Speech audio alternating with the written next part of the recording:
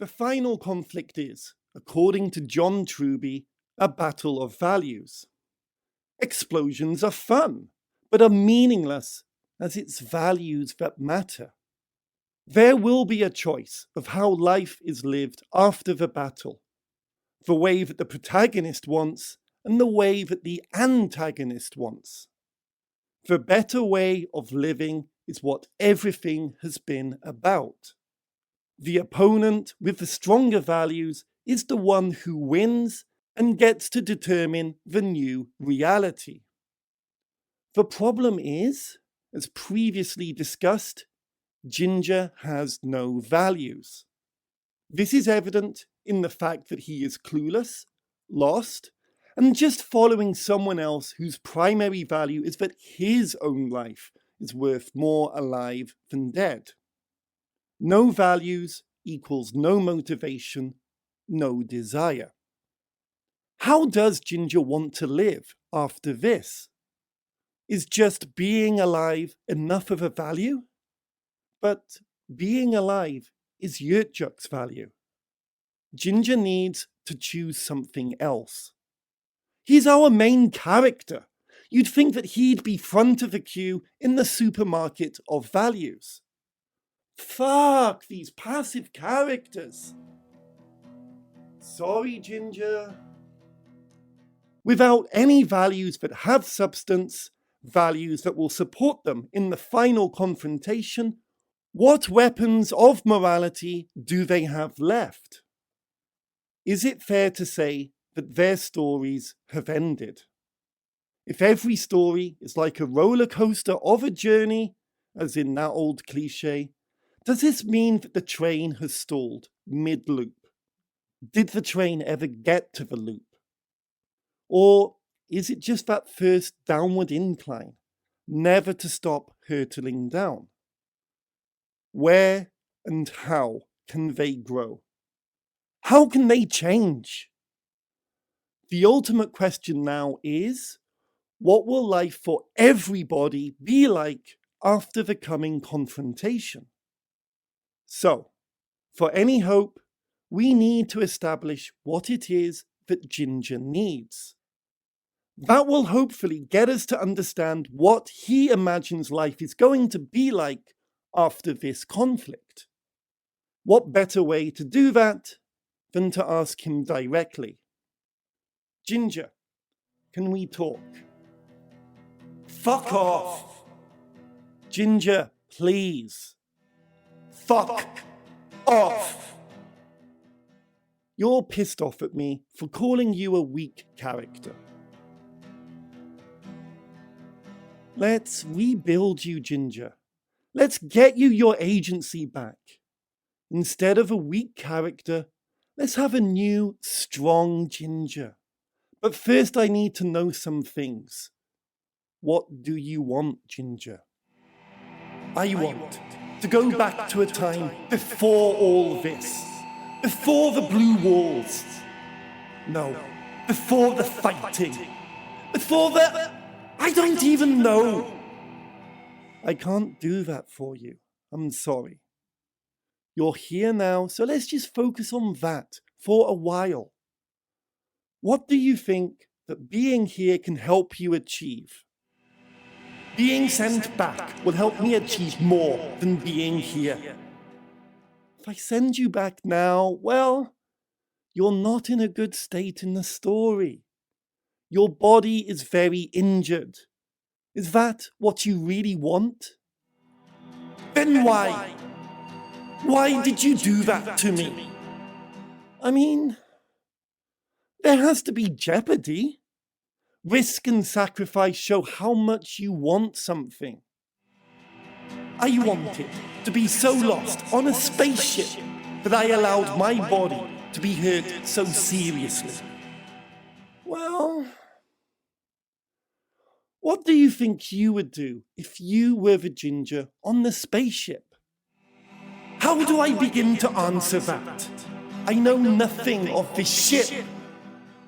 Well, I mean, would you try to talk to William? Would you try to kill him? And then what? In either situation, I talk to him.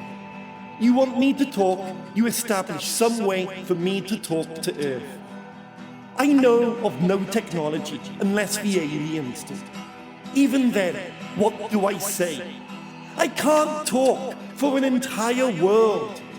What do I have to offer? What promises can I make? The promise that our leaders will listen to him? The leaders won't even listen to me. I'm just fodder for the cannons. I die, there's someone else to replace me on the battlefield. I die on the ship, nobody knows. The only thing I can ask is for safe passage home. I kill him, where am I left? I'd be dead immediately. Isn't there anything that you want to accomplish? Then, where do you see yourself after this? Staying on the ship, being at home. Which of these two worlds do you choose? Being at home. But what do I do when stranded alone on a huge fucking alien ship that I don't know, with no idea of what I should be doing? Everybody just expects me to magic my way out of everything. If I could do that, I wouldn't be here. Agency, remember? No fucking agency. And nowhere to go. What would you ask the prisoner, shackled in his cell, about how to save the damsel tied to the train tracks? On the moon. Do you ask him if he wants to stay on the moon, watching the damsel die? Do you ask him if he wants to stay in his cell, knowing of the damsel's death? I want to be at home where there never was a damsel in distress and a comfortable chair instead of chains. Whatever home is. You're right. Wrong track. Oh, sorry for the pun. Let's just think. If we know more about you, then we have more to build from. Childhood, parents. What were your parents like?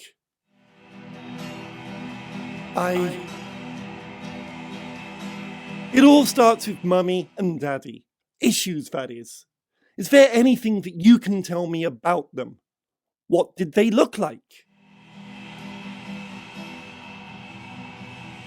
I've been using past tense. They must still be alive for you. Ginger, all I can hear is music.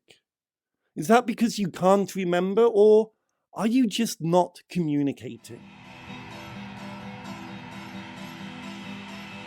Fine. Then how about your childhood? What were you like as a youngster? Friends? Come on! No, I shouldn't be frustrated. This isn't your fault. This is mine. I never put the work in. Let's go with something more concrete, shall we? How about your home? Your childhood home? That appeared in a couple of recent chapters. Describe it. It has white walls on the outside. To approach, you need to walk up a driveway that's at the top of a lawn. Inside, it always seems big until I actually go in. Then it's small. As you go in, there's the living room on the right, a study and bathroom on the left. Separating these rooms from the dining room and kitchen is a staircase. Upstairs are 2 bedrooms. My bedroom is adjacent to the dining room. The back garden is as wide as the house, but quite long. It's a great place for hiding. That's excellent. We're getting somewhere. You can imagine yourself back there as a start, right? So, Let's move on. Let's go with something else you know well. Dee Dee. How did you first meet her? Do you love her? Why do you want to return to her? Sorry, maybe too personal. She there to stop her dying. That, oh, right. You worked that one out, did you? Was she always dead? I don't know. I don't know if you were literally carrying a corpse around or if it was a vision, a foreshadowing of the death that was to come when the Trascons destroyed large parts of the earth. Death as a symbol has many interpretations. I guess I was just keeping it vague for myself. I think that I'm the weak character, not you, Ginger. All this keeping it open to interpretation stuff.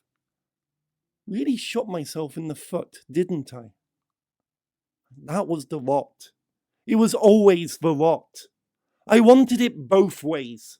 I wanted a surreal story and I wanted a structured story. Oh, Ginger, I'm sorry. I'm sending you off into the final chapter and you aren't prepared. You're not ready at all.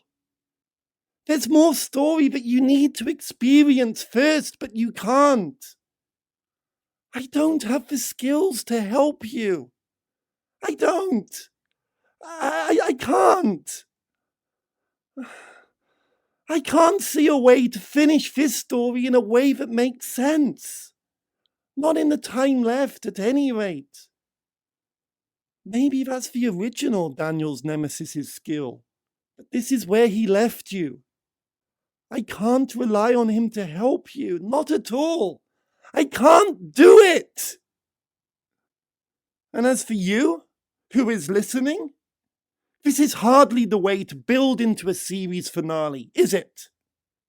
What other story do you know of where the true stakes are whether or not the story itself can stumble over the finish line? So, what do we have to look forward to next time? Who the fuck knows anymore? The end. Until next time, TTFN.